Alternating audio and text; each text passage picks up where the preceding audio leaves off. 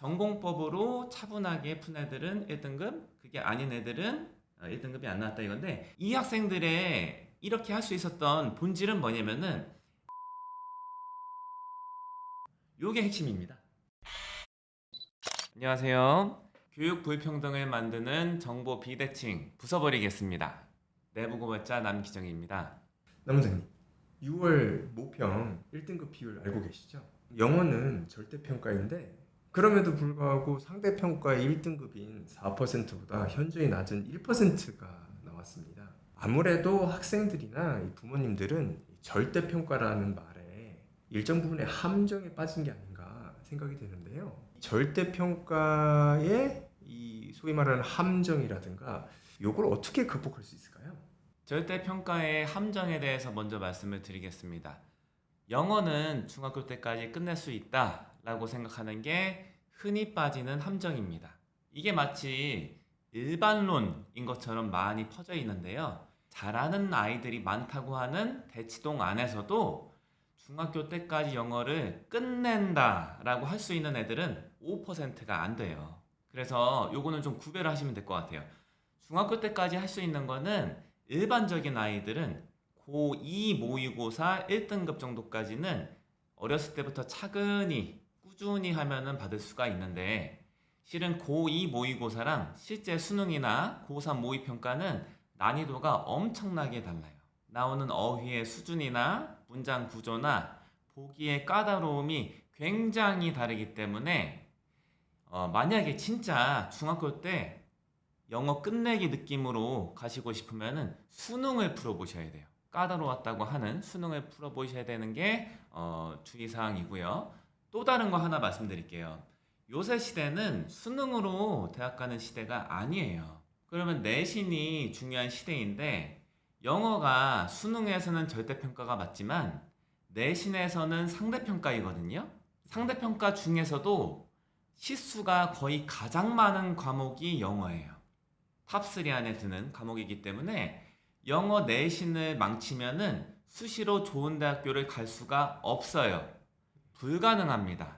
그렇기 때문에 영어 절대평가에서 빠지는 함정이라는 건 뭐냐면은 내신이 상대평가라는 거를 염두에 안 둔다가 거의 가장 큰 함정이라고 볼 수가 있습니다. 작년 수능은 4%였는데 이번 모평은 1%가 나왔어요. 이 이유가 뭘까요?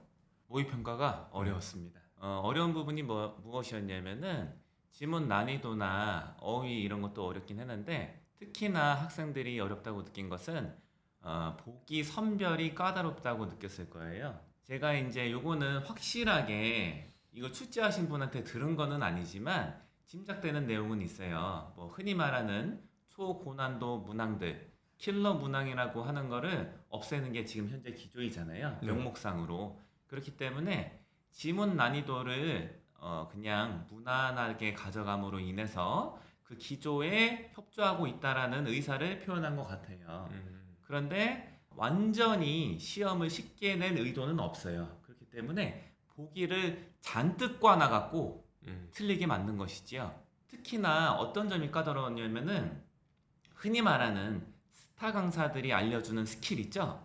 문제 푸는 스킬들이 안 통하는 게 이번 문제의 특징이었어요. 뭐 예를 들어서 어법 문제에서는 동사의 밑줄이 쳐져 있으면은 이게 본동사인지 아니면 준동사인지를 판단해야 된다. 이런 식으로 약간은 생각할 거리를 좁혀주거든요. 네. 문제풀이 스킬이라고 해갖고 이렇게 생각하면 다 틀려요. 이런 식으로 공식화된 문제풀이 접근을 하는 학생들이 이 문제풀이 스킬이 안 통했기 때문에 현저하게 1등급 비율이 낮아졌다. 저는 이렇게 판단하고 있습니다. 그래도 1등급이 나온 학생들이 있어요. 이 학생들은 어떻게 차이점이 나는 거죠? 제가 알기로는 이 학생들은 선생님들이 약간은 공식화해서 알려주는 스킬을 그냥 끼워 맞추는 식으로 문제에 접근하지 않은 학생들이었어요. 그냥 평상심을 갖고서 문제에 주어진 조건을 차분하게 읽고 지문도 이해 안 되는 부분 없이 다 읽고, 그 다음에 보기가 까다로우면은 다시 읽어보든가 곱씹어 보든가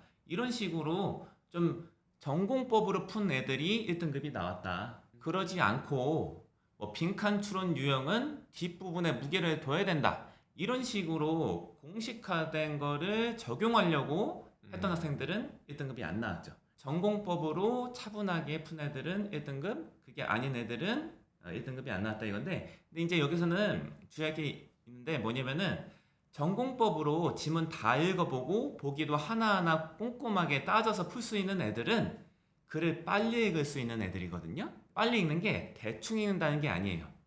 의미를 파악하면서 빨리 읽을 수 있는 애들이 보기를 꼼꼼하게 따질 수 있는 시간이 확보가 됐기 때문에 별도의 스킬을 안 써도 되었던 학생들이거든요. 이 학생들의 이렇게 할 수 있었던 본질은 뭐냐면은 애초에 영어로 된 글을 많이 읽었다. 이게 본질이에요.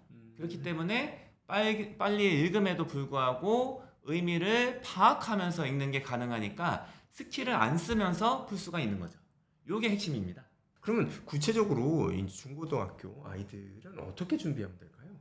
중2 시기까지에는 책을 많이 읽고서 그에 대해서 글을 쓰는 그리고 첨삭을 받는 공부를 하는 것이 좋고요.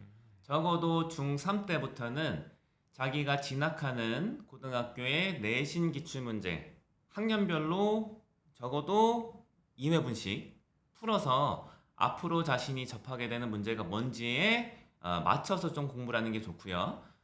그리고 모의고사랑 수능도 기출문제를 미리 풀어보는데 고1 2회, 고2 2회, 고3 2회, 그리고 실제 수능 2회 이런 식으로 풀어봐갖고 그거에 맞춰서 대비를 하는 것이 필요한데요. 특히나 주안점을 줘야 될 것은 어휘랑 복잡한 문장 구조 파악, 흔히 구문이라고 부르는 그 부분에 집중을 해서 공부를 하면 됩니다. 학생들은 문제풀이 설명을 듣는 시간을 비율을 좀 줄이고 자기 스스로 글을 읽는 시간을 늘리면 돼요. 일반적으로 수능에 나오는 지문들이 굉장히 까다롭고 보기 선별 방식이 굉장히 까다롭기 때문에 이거를 조리 있게 설명하는 거를 들으면은 한 문제 설명하는데 한 15분 이상 소요되는 걸 들어야 되거든요. 이렇게 긴 설명을 듣기보다는 그 시간에 설명은 듣는 시간 좀 줄이고 자기가 궁금한 거를 물어봐서 필요한 것만 듣는 식으로 강사의 수업을 활용하고 나머지 시간에는 지문 읽는 시간을 늘리면 돼요. 그게 더 효과적입니다. 절대평가라고 해서 1등급을 받는 것이 결코 쉽지가 않습니다. 오늘 저희가 이제 보여드린 영상이 조금이라도 대비하는데 도움이 되셨기를 바라는 마음이고요. 궁금하신 내용이 있다면 댓글로 남겨주시면 있는 그대로 답변을 드리도록 하겠습니다. 그러면은 이번 편은 이 정도로 할까요? 네. 감사합니다.